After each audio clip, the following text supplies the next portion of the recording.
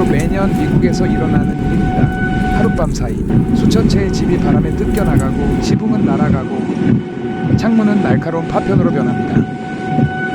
허리케인 시즌 다시 시작됐습니다. 그런데 믿기 힘든 사실 하나가 있습니다.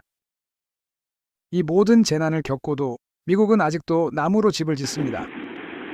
미국에서는 전체 주택의 85% 이상이 여전히 목조주택입니다. 무너지는 걸 수없이 봐도 바꾸지 않는 이유는 뭘까요? 정말 대안이 없는 걸까요? 아니면 우리가 모르는 뭔가가 있는 걸까요? 쉽고 자세하게, 재미있고 똑똑하게 풀어드립니다. 미국에서 토네이도가 제일 많이 터지는 곳 어딜까요? 토네이도 생각보다 훨씬 자주 옵니다. 미국에선 매년 토네이도가 1200개 넘게 생깁니다. 근데 그중 대부분이 몰리는 지역이 있어요. 바로 토네이도 앨리라는 중부 지역입니다. 여기에 속한 주들을 한번 보세요. 텍사스, 오클라호마, 캔자스, 네브래스카, 아이오와 정말 무시무시한 동네입니다.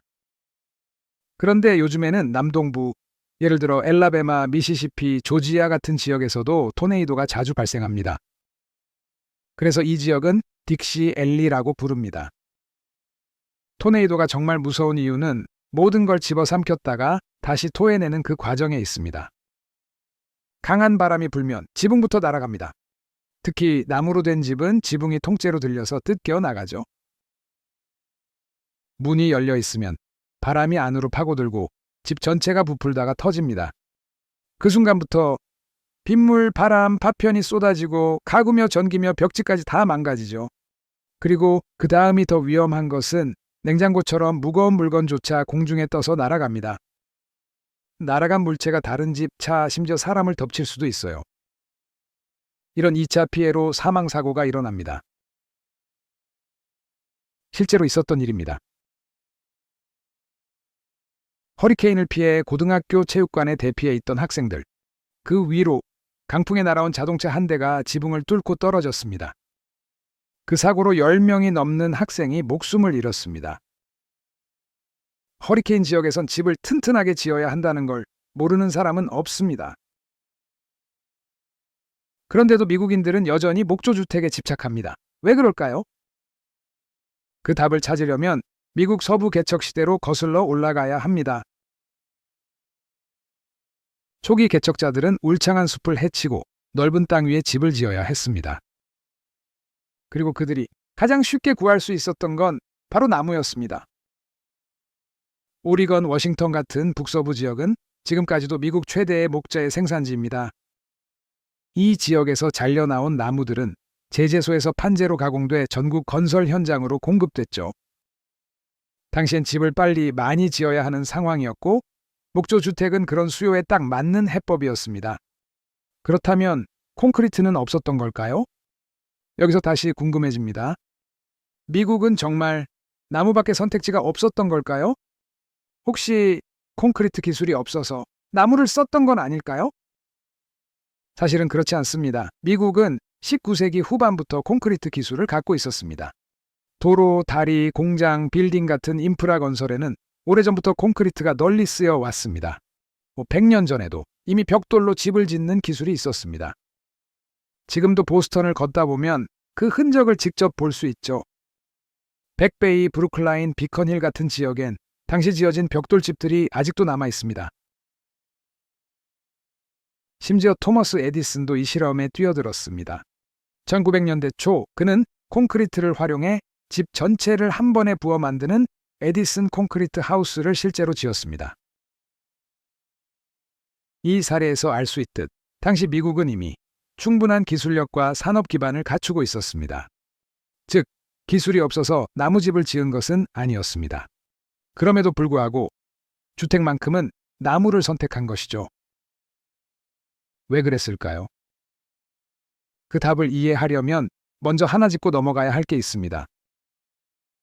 바로 미국 주택의 고정비용 구조입니다. 우리나라와 달리 미국에서 집을 소유하면 세금 외에도 주택보험료를 반드시 납부해야 합니다.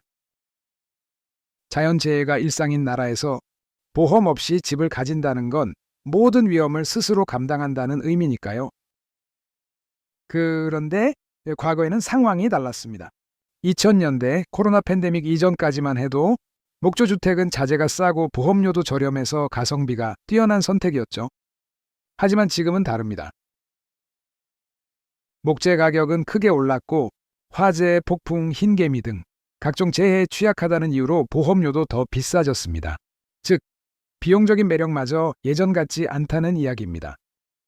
그런데도 미국은 여전히 목조주택을 고집합니다. 이쯤 되면 궁금해지지 않나요? 왜 구조를 바꾸지 않을까요? 싸니까 짓던 시대는 이미 끝났는데 왜 미국은 여전히 나무에 집착하는 걸까요? 지금부터 그 고집의 진짜 이유들을 하나씩 살펴보겠습니다. 이것은 단순한 자원의 문제가 아닙니다. 비용, 속도, 문화, 그리고 정책까지 모두 얽혀 있는 복합적인 선택이니까요. 먼저 주택의 구조부터 보시죠. 미국의 목조주택은 레고 블록처럼 조립하듯 지어집니다. 바닥을 깔고, 벽을 세우고, 지붕을 얹으면 끝이죠. 이 모든 과정은 규격화된 자재들을 공장에서 미리 제작해 현장에서는 빠르게 조립만 하면 끝입니다. 보통 3-4개월이면 완공하죠. 콘크리트는요, 6개월에서 1년 걸립니다. 건축업자 입장에서는 이보다 좋을 수 없습니다. 빨리 짓고 인건비는 아끼고 빨리 팔 수 있으니 수익은 자연스럽게 올라갑니다. 또 하나의 장점, 개조가 너무 쉽습니다. 벽을 뜯고 욕실을 옮기고 문 위치를 바꾸는 것도 어렵지 않죠. 그래서 미국에서는 셀프 인테리어와 DIY 문화가 발달했습니다. 집을 아예 통째로 옮기는 이동주택도 흔합니다. 미국인의 삶과도 잘 어울릴 수밖에 없습니다. 왜냐면 평생 12번 넘게 이사하는 게 미국인들이거든요. 미국인에게 집은 오래 붙잡고 있어야 할 자산이 아니라 필요할 때 머물고 언제든 떠날 수 있는 플랫폼에 가깝습니다. 쉽게 짓고 쉽게 고치고 가볍게 떠날 수 있는 구조가 더 잘 맞습니다. 그래서 목조주택은 바로 이런 조건에 딱 맞는 선택입니다. 그리고 결정적인 이유, 미국의 건축 시스템 자체가 이미 목조 중심으로 설계되어 있습니다. 설계, 자재, 공구, 단열 기준, 공사 인력, 심지어 허가 절차와 감리까지 모든 게 나무로 짓는 집 기준에 맞춰져 있습니다. 그래서 나무로 지으면 빠르고 승인도 쉽게 납니다. 그래서 건축업자들은 말합니다. 목조가 더 쉽고 더 빠르고 수익도 더 좋다. 소비자도 익숙하고 문제 삼는 사람도 없으니 굳이 바꿀 이유가 없는 겁니다. 그런데 정말 괜찮을까요? 미국은 매년 허리케인과 산불, 흰개미 피해를 겪습니다. 그런데도 사람들은 말하죠. 지금도 잘 살고 있는데 굳이 바꿔야 돼. 여러분이라면 어떻게 하시겠어요? 매년 재난이 반복되는 나라에서 여전히 나무로 집을 짓겠습니까? 아니면 이제는 바꿔야 할 때라고 생각하시나요? 댓글로 여러분의 생각을 들려주세요. 그리고 좋아요와 구독도 잊지 마세요.